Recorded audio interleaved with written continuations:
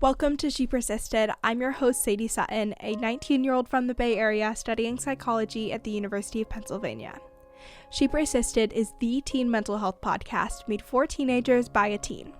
In each episode, I'll bring you authentic, accessible, and relatable conversations about every aspect of mental wellness. You can expect evidence-based teen-approved resources, coping skills, including lots of DBT, insights, and education in each piece of content you consume.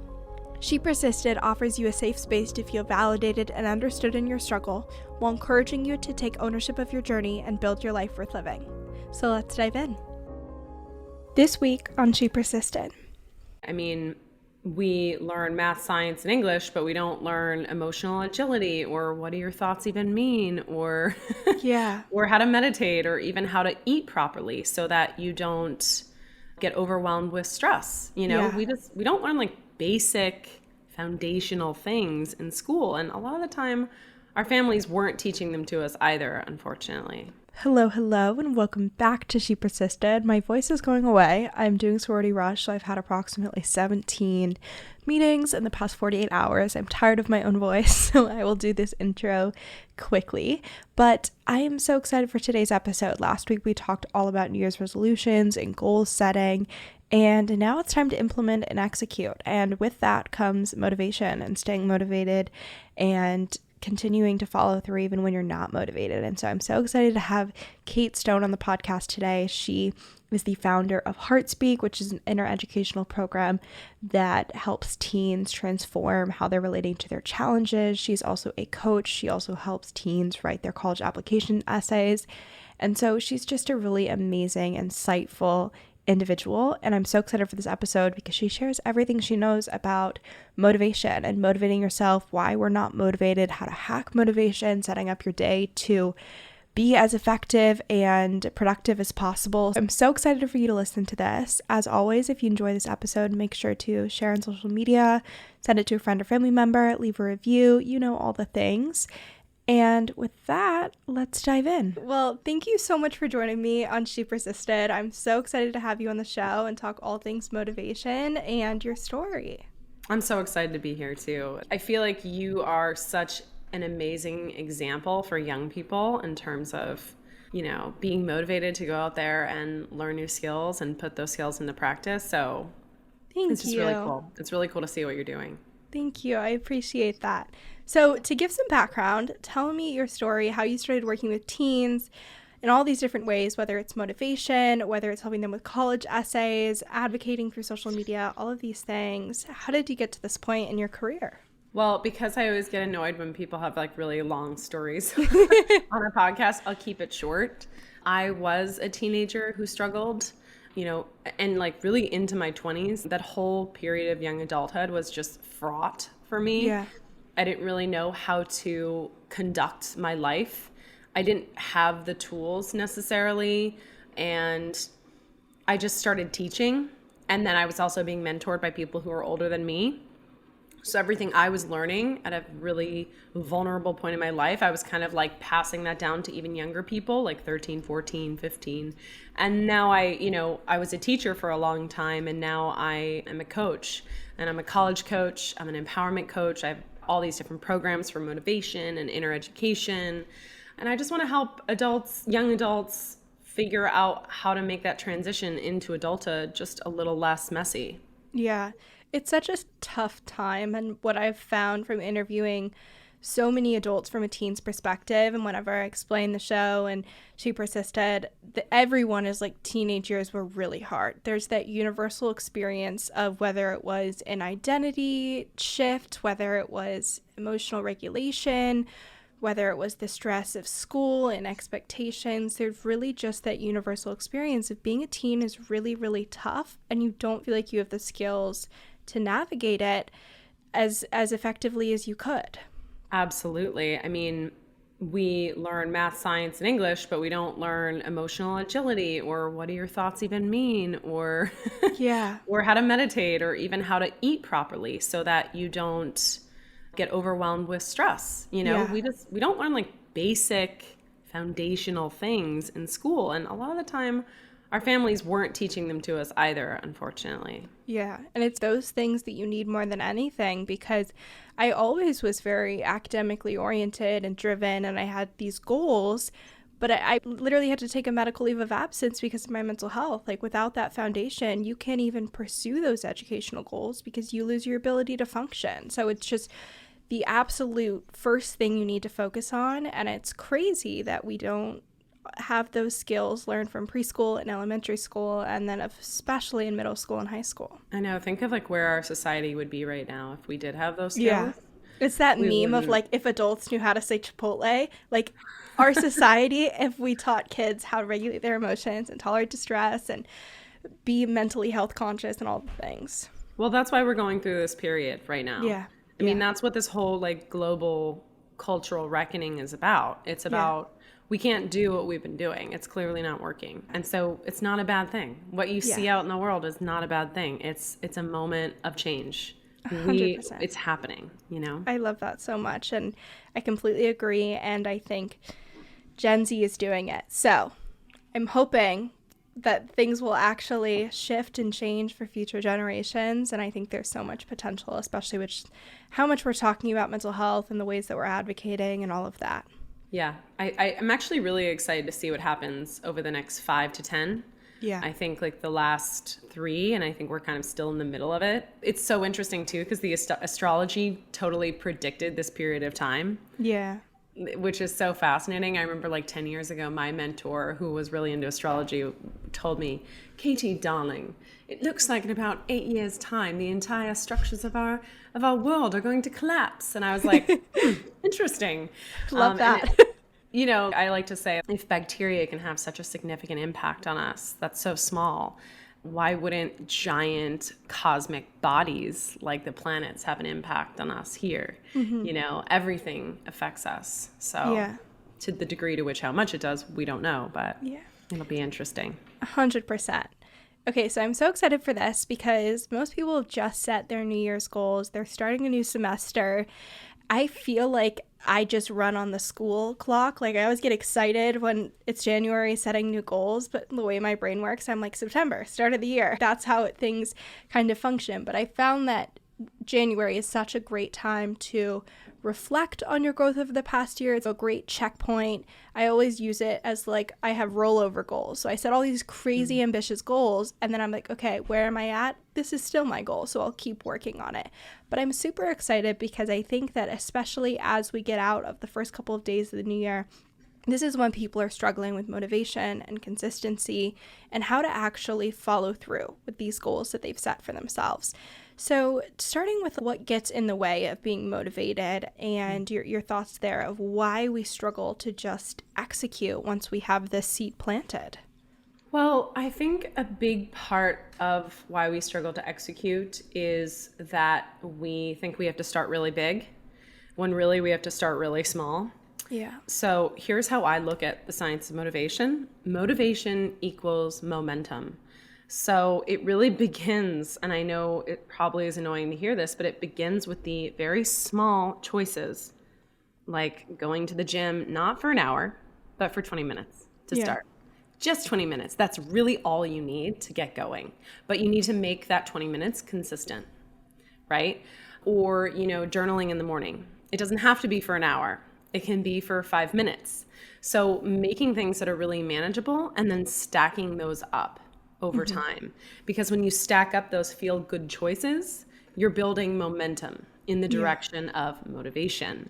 And then the efforting you have to put in to get yourself to do something becomes less and less and less because it starts to become a habit. I think within 21 days, you've built a habit. It's like there's this science, this math to motivation. It's actually totally fascinating. It takes 21 days to start a habit, 12 weeks to find a groove, 6 months to lock it down, 1 year to crave it, and 2 or more years to make it a part of your identity, right? I love that. So it's pretty cool. Yeah. So you really underestimate how much time it takes to start to shift things in your life. But you overestimate how much you can do in a short period of time. You actually need to think much longer term. Yeah, I think that's so important. I think that's where I find myself getting really stuck is I have all these big goals. Logically, I'm like, I know you have to start small. I know it's all about habits and micro shifts and building that momentum. But then I'm like, well, I have all these goals like immediately. So I would rather just try and have a bigger thing and skip that first part. And then, of course, inevitably, I don't have that consistency and I don't follow through on that goal. So what do you say to people that are like, okay, but I have higher aspirations, so I don't want to start with writing one word in the journal, or I don't want to start with going to bed 5 minutes earlier. I want to start with 3 hours earlier. What do you say to those people that just kind of want to skip to the end and almost hack motivation, even though that's not how it works? Well, if you want to hack motivation, one of my favorite motivational hacks is when you wake up in the morning, you need to get yourself into forward motion. So whether that's a 10-minute walk or setting a very easy, accomplishable task, you need to sort of get yourself and your body into forward motion. And then you also need to set things up that are going to give you those dopamine hits, whether that's like, ooh, making my morning coffee. That gives me a dopamine hit. It feels very ritualistic. It feels like I enjoy that part of the day. And I really stress this, an accomplishable task that takes 5 minutes to do, 5 to 7 minutes to do, it's done. It'll give you that hit of dopamine and it'll kind of launch you into the next thing. Mm-hmm. But that's a really, really easy hack. I use it all the time. Yeah. You know, I daily have a lot on my to-do list. I'm building my business. There's a lot to do. And then there are some days, to be honest, like today, I'm just not feeling very motivated. So I have to look at the small things I can do that are going to give me those dopamine rushes, that will give me the momentum and launch me into the next stuff, the bigger stuff. Yeah. Right? And then the other piece is you have to get really good at doing stuff when you don't want to do it. I mean, that's the truth of it. You have to be able to count down from 5, 4, 3, 2, 1. I'm going to do this. Get up, get up off the couch. Stop wasting time. The most challenging thing with motivation and why people don't do things is that they don't have the activation energy. So you really have to think about, okay, this thing that I don't want to do, but I want to do it every day. How do I make this thing easier for me to accomplish? How do I make this thing easier for me to do? There's something called the 20-second rule that I've heard about recently. I want to give credit where credit is due, but I can't think of the person's name who came up with it. And what you need to do is make everything that you want to do 20 seconds easier to do. If you want to go to the gym, sleep in your gym clothes, put your shoes by the bed, have everything ready to go so it's 20 seconds easier to just get out the door and go. Yeah. So that's my recommendation. There are 3 things. Forward motion, activate your dopamine right away in the morning.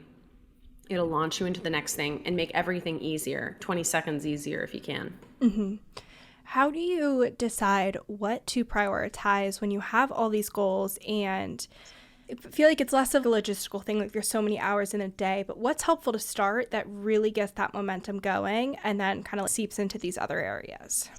Well, actually, it's not even about the first thing in the morning. It's actually the night before.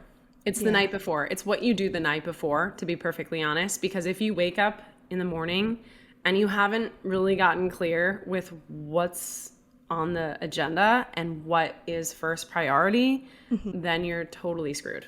Yeah. So you really need to start that night before. That's what I do. I make sure my schedule is organized, and I make sure my schedule is organized and prioritized by my goals. So for me, my goals are currently financial. So everything that I'm doing in my day is this going to make me money? Is this going to fill my sales pipeline? Is this going to put my sales into forward motion? So I know that everything I'm doing in the day is prioritized by its purpose, the ultimate goal, pushing that needle forward, right? Yeah. So if you're not clear on what that goal is, and if you're not getting that clear the night before, then the morning of, it's discombobulation. Yeah. How do you get clear on what that true goal is? Because I feel like especially with teens, we get so mixed up in what we're supposed to do or what's expected of us, or this is the next step. But it's only once you truly almost like get in your groove with figuring out like what your major is or what you're really interested in or what your career path is, that then you're able to prioritize like this is what I love doing and this is why. But as a teen, there's so many decisions that you're making. There's so many ways you have to motivate yourself, but there's almost that disconnect with that internal purpose. So what is your advice for figuring out your why? That's such a good question. Well, first of all, I think the underlying apathy that teenagers feel is that a lot of their life is dictated to them. Yeah. From teachers and the school schedule and the school curriculums and what time you have to wake up and your parents telling you what you need to think about and focus on. And it's like, how much of your day is actually your decision and your choice? I get it. A lot of students listening out there have to go to school between the hours of 8 and 2 or 8 and 3. Yeah. Right? So, but the rest of the day, right? The time that is yours, how much of that is dictated by your parents? How much of that is dictated by suggestions? Oh, you should do this. Why not? Instead of being like, actually, I'm just going to choose something that's my choice. That's my decision, and see how that works out and see how that turns out. It's kind of like the same idea when you get something for free, you're not as invested in it. Mm-hmm. But when you invest in it financially or energetically or in some other way, you don't want it to fail. Like, you want to be a part of it. You want to be a participant. You essentially have skin in the game. Mm-hmm. And so if you don't have any skin in the game in your life right now, then finding your why or finding the thing that is exciting to you is going to take longer to figure out. Because again, it's that activation energy. You're trying to engage the activation energy. Because really, getting excited or passionate about something is not about the thing or the object or the interest. It's just about you deciding you're going to get engaged. That's it. It could be anything. Like, I've gotten interested in permaculture and knitting and, wilderness camping and whatever. I can get interested in anything. It's just about deciding that you are going to get excited about it, letting that energy flow through you, letting that be the cool thing that you do. I think maybe there's this feeling that some students have is like, I have to play it cool. I have to not get too passionate or excited about something, or like I have to tone that down in myself. Let that roll, because the rest of your life is going to be determined by how excited you allow yourself to get for things. Yeah. Because that excitement is going to need to be stoked like a fire until you're 80 years old. If you want an exciting, fun life. Yeah. It's so weird. It's totally a teenage experience where it's not safe to express your emotions. It feels more vulnerable and more raw to show that attachment to things. I saw this hilarious TikTok where this girl was opening, I think it was like the Alex Earl Drunk Elephant Bronzing Drop. Such a niche reference. But like, most girls, especially teenage girls, would be so excited. They'd be like, oh my God, I've seen these all over TikTok. These are sold out everywhere. I'm so excited. And this girl was like, oh. And the mom was like, do you like those? And she was like, yeah. And there was just no reaction. And I'm sure there were people in the comments that were like, she should be grateful, she should express it, this is an important thing to do. But I feel like as a teen, there almost is sometimes, for some reason, that fear about showing what you're interested in, whether it's a subject or an extracurricular, whether it's for fear of judgment, whether it's a concern that you'll lose that thing, whether it's just more difficult to be vulnerable and express those emotions. But I really do feel like that is unique to being a teen, and you kind of lose that a bit as an adult, and you obviously have that when you're younger. But there's that weird inner period where it's very vulnerable to express those interests and really embrace them and pursue them. And I think you're right. It is very vulnerable, primarily because that teenage period is all about social survival. And so you just you want to blend in versus stand out in a lot of cases. And, to have a really unique, specific interest, I think it's getting more and more acceptable to be cool that you have your own thing going on. I mean, look at you, right? But I think that in general, there's the idea that you want to blend in. And then what happens there is when you temper that and when you dilute that, you have to spend your 20s kind of building that up in yourself again. You have to find your way back to that, which is what I had to do. Yeah. And so what I would say is protect it. It's okay. I get it. It's vulnerable. So if you have an interest, protect it. You don't need to tell everyone what you're doing. Mm-hmm. You don't need to promote yourself everywhere at first, but keep doing it. Even if it's like a secret thing that you do.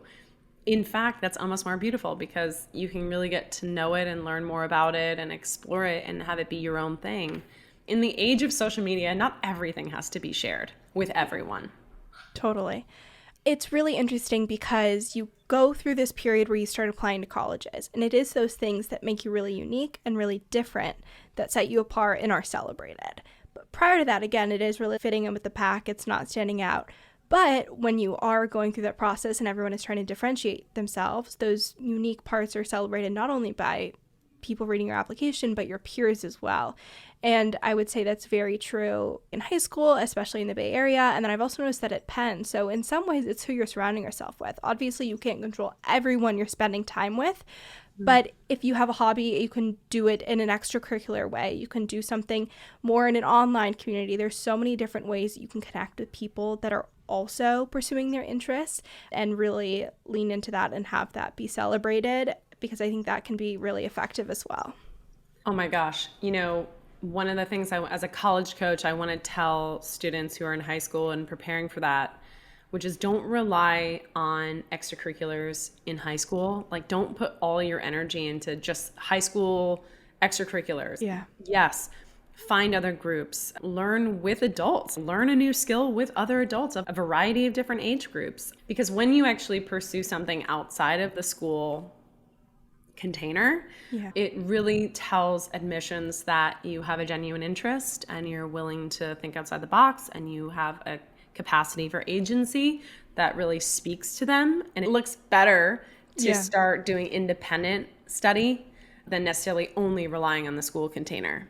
Because how many different extracurriculars can you really come up with in the school container? They tend to repeat. So it's a lot harder to stand out in a college application. But when you're doing, a college course here, an online course here, going on a retreat with multiple different age groups on this, there's just an opportunity for a lot more learning and a lot more exposure to different ideas. Yeah. I've also found that the things I do independently are so much more long-term. Like the random clubs that I was in high school, I think I did one semester in women in STEM. I don't think I'm a woman in STEM, so clearly that didn't last. I was in the Red Cross Club, also hasn't lasted. But the podcast, which I was doing around the same time, but is done independently, and I've come into contact with so many amazing people like you that are doing similar things, having these conversations in these communities, that is really what has the longevity and what I've continued to do. And I see that in myself and my peers. Like those independent activities are really the ones that extend past high school. And you also notice that kids that go to college and they don't have a Red Cross Club at college, they lose that interest, they lose that community, then they're at a loss. Like, okay, what defines me? What are my interests? What do I do with my time? And so it also gives such a great sense of stability and comfort as you make that transition. And it helps as you continue to apply for things beyond college. Yes. And it brings us back to motivation, which is the things that last are the ones that you chose. Yeah. In a conscious way that you found and chose in a conscious way. So finding those independent things that you can make yours, that's it. Because motivation is really also about how you make meaning out of the things you're doing. Yeah. So I couldn't agree with you more. Hey there, I'm Nadya Okamoto. Check out my show Tigress, which is basically my unfiltered and unapologetic journey of being a work in progress. Like, I hope that I am authentic and I try to be as unfiltered as I possibly can. I am so passionate about what I do, from talking about periods to wanting to build community around the cause to loving the business that I'm working on. Tune in each week on Apple Podcasts, Spotify, or wherever podcasts are streamed. On the topic of motivation and momentum, when you have done your initial goal, whether it's like, I'm going to move my bedtime up 5 minutes earlier, I'm going to wear my workout clothes overnight, you do those initial things, you start getting consistent with that 20-minute workout or whatever the example is. How do you approach setting further goals so you can continue that momentum, continue to grow and improve, and not just show up for that 20-minute workout or that smaller goal? How do you not, again, get stuck in that trap of like, let me set an insane goal, overestimate, and then just revert to no workout?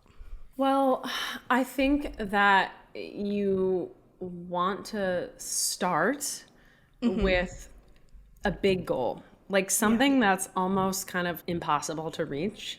You know what I mean? Yeah. I think that a lot of the time what happens is that people set their goals too small and then they get bored, which happens to me a lot.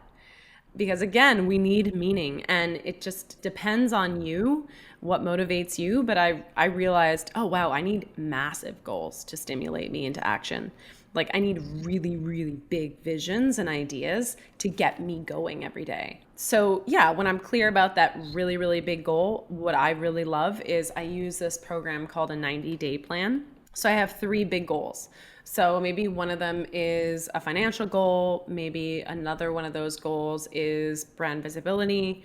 And maybe another one of those goals is balance and health, right?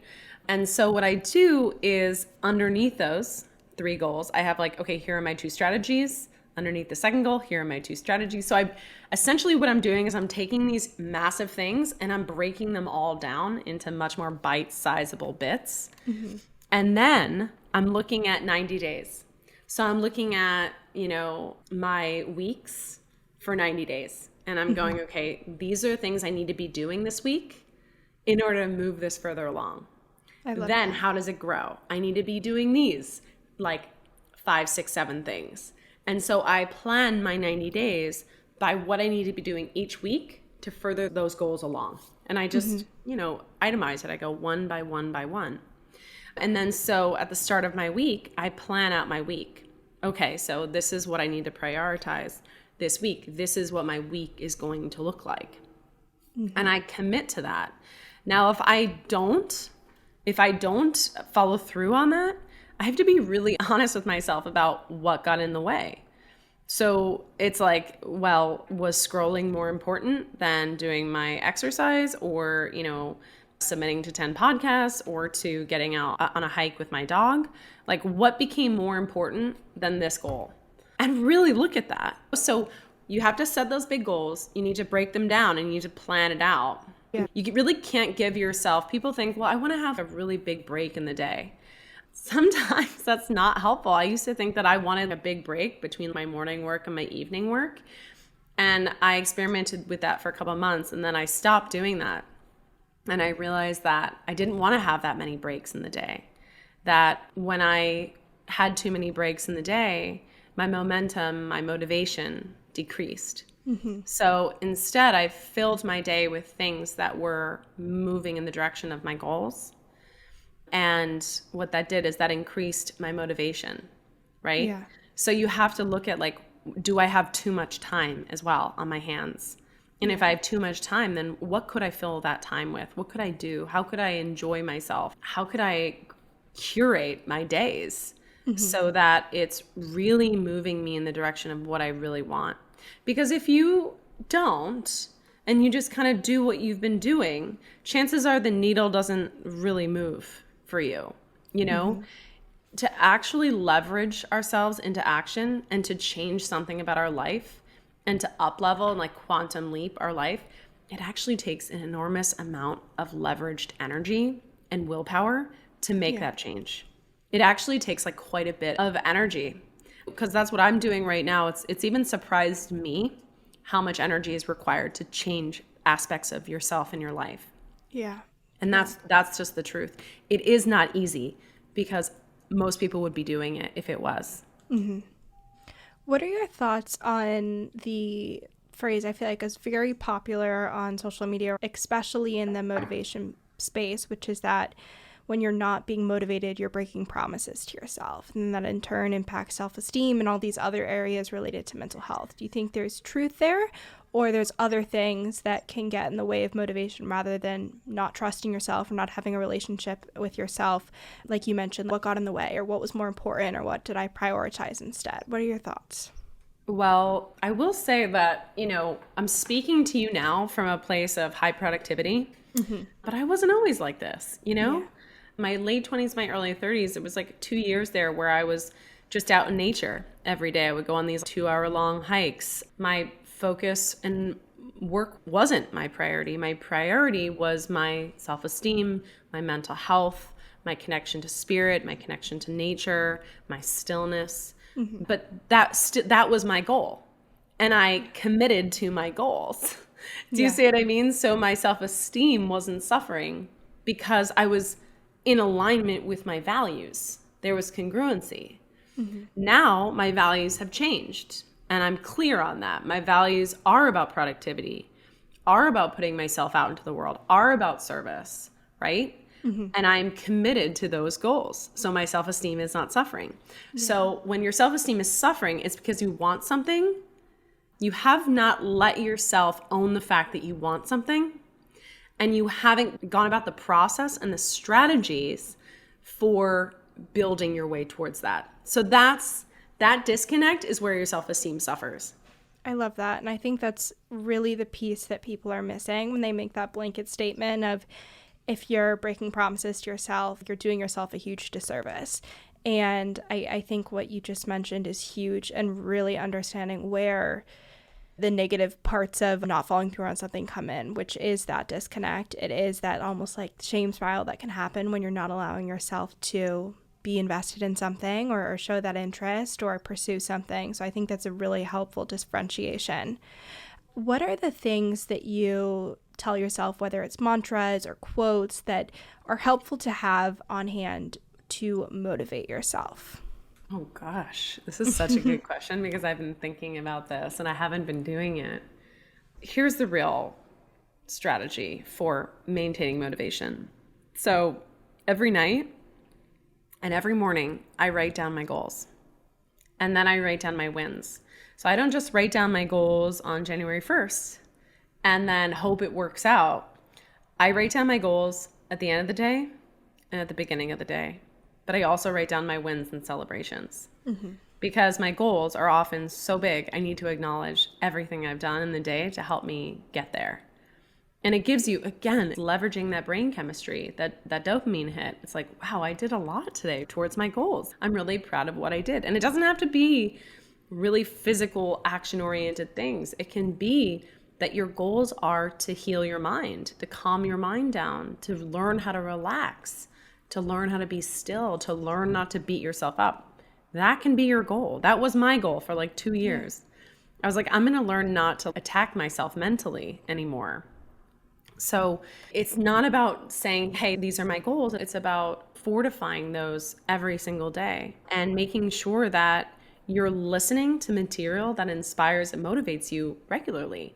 The mind is really fickle. If you don't train it, it will just revert back to what it always does. So you need to be thinking about, okay, what are my resources? What are the things I'm listening to that are going to help me train my mind in the direction of my goals? And how often am I listening to that stuff? In the morning, at lunchtime, in my afternoon break, in the evening. You know, I listen to my business mentor when I go to the gym. That's what I listen to, and it gets me amped to start the day. That's my training. It doesn't even have to be all throughout the day, just 15 minutes in the morning. Listen to something, train your mind with the things that are important to you. But if you're not putting stuff in intentionally that relates to the things you want, it'll be harder to stay motivated. We all need coaches. We all need support, you know? What resources have you come across in your research of motivation that are your favorite insights or you found so inspiring, whether it's books or podcasts or TED Talks or all the things that you're like, you have to listen to this. This was a game changer. Good question. So I obviously am talking for myself, but like I love Abraham Hicks. There's these YouTube videos that you can listen to that are really, really uplifting and they make you feel really good. You know, there's this idea that she talks about, which is the 17-second rule. All you have to do is give yourself these affirmations and visualize something positive for 17 seconds to get that ball rolling, to get that momentum of positive energy moving in the right direction. That's all you really need is to stimulate. And I'm going to come back to this because, you know, to learn something is about repeating yourself, that activation energy. So if you find yourself on a trajectory of negative talk, negative thinking, you have to grab a hold of yourself and turn the car around. You know, whatever you have to do, whether it's to get out, like sometimes I would just go outside and get on a hike when I was doing a lot of mind training, meditation. I would get out on a hike and I would just repeat affirmations to myself for 20 minutes on the hike. Sometimes I would shout. Sometimes I would put movements to it. So that would help me. And luckily I was on a trail in my backyard where there were no people, so I could like shout it out. And it's good for making sure no bears come up and sneak up. Exactly. We used to do that at boarding school, except for we'd be like, hey bear, we're coming, but you make all the sounds, you wave your arms. Oh my God. Yeah. Gosh.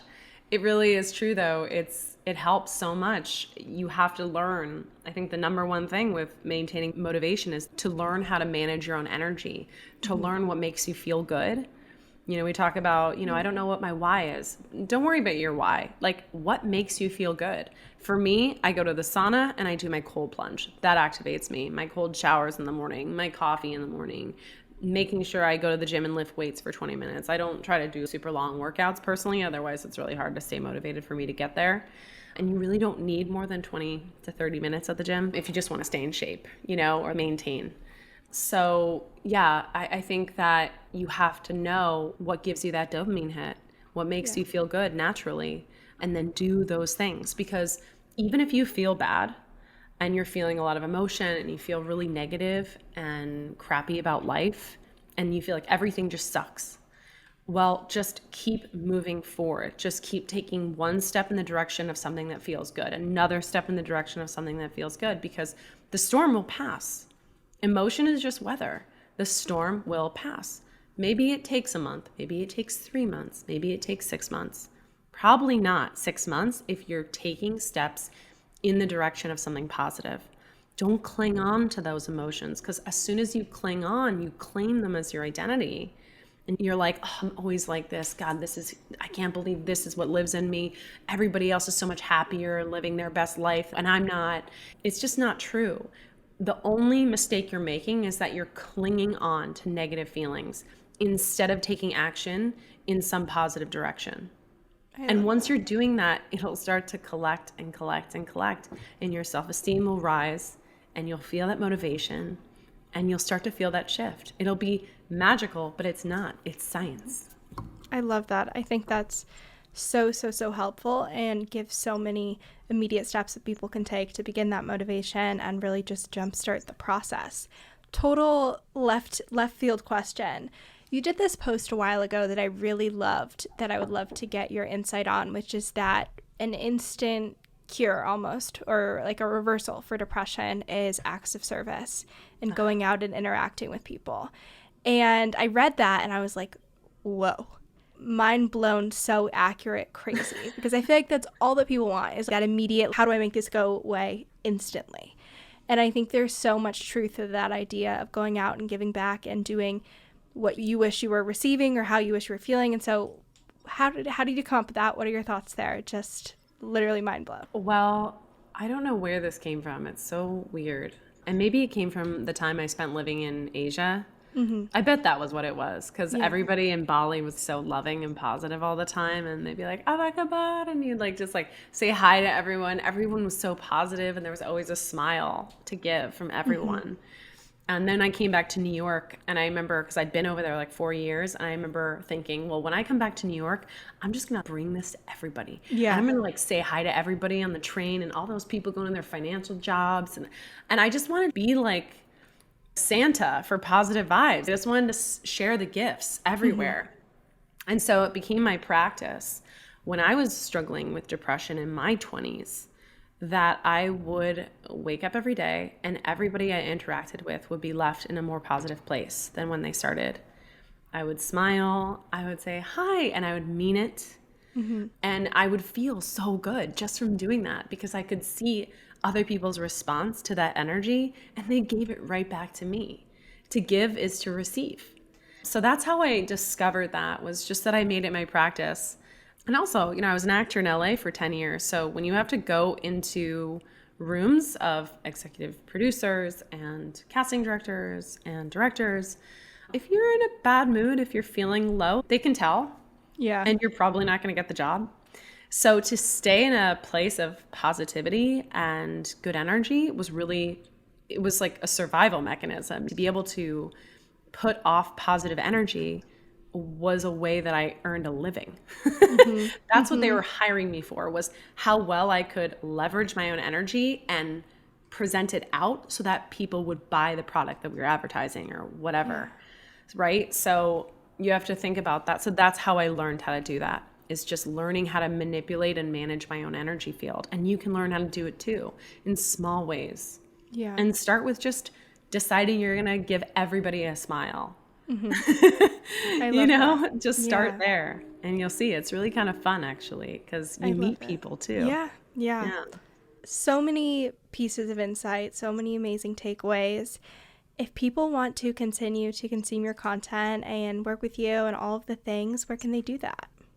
Well, I would say follow me on Instagram. It's Kate France Stone, France like the country.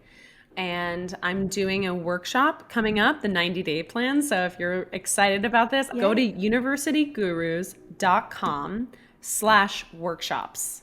Awesome. And you'll see a free workshop called the 90-day plan, how to realize and achieve your dreams. Sign up for that. We're going to do the whole 90-day plan. It's going to be really, really fun. The 90-day plan has changed my life. So I just really want to share it with my students. I love it.